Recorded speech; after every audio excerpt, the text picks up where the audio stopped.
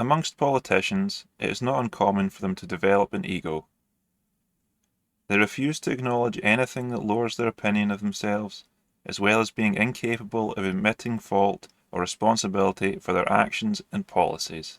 Sadiq Khan is a shining example of these qualities. He expels narcissism in every breath. His ego is bigger than the baby Trump blimp that he so tactfully allowed flowing through the streets of London. That really put Trump in his place, didn't it? Anyway, Sadiq Khan surely must feel justified in his big-headedness, as he is, after all, not just any old mayor. He is the mayor of all mayors, the highest of the high, the king of the castle, the big cheese.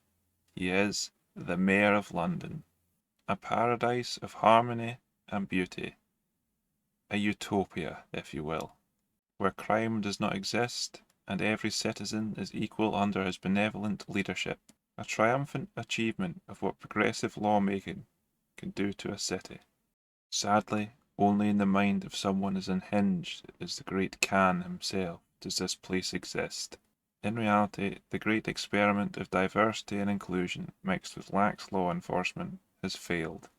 The capital city of the UK no longer sets the standard for all other cities to strive towards.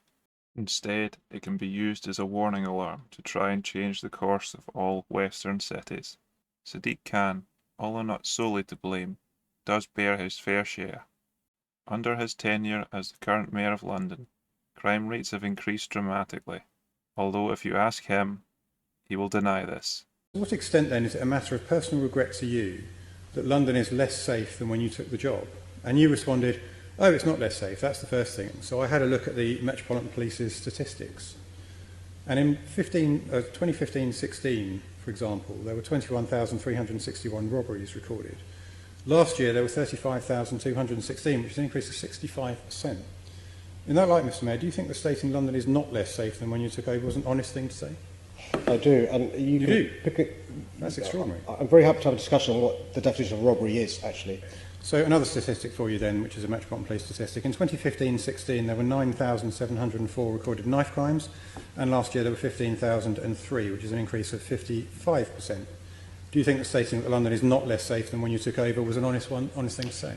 I think we are safer. I think I'll give you one example where you can measure success in relation to the progress we're making to deal with terrorism. Big progress there. Another statistic, Mr. Mayor. In 2015-16, there were 1,804 gun crimes, according to the Metropolitan Police. Last year, there were 2,342, which is an increase of 30%. So again, do you think that saying that London is not less safe now than when you took over was an honest thing to say? I do.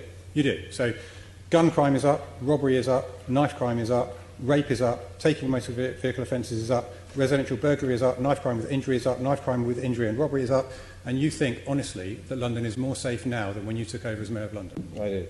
That's absolutely extraordinary. But this is all just part and parcel of living in a big city, isn't it?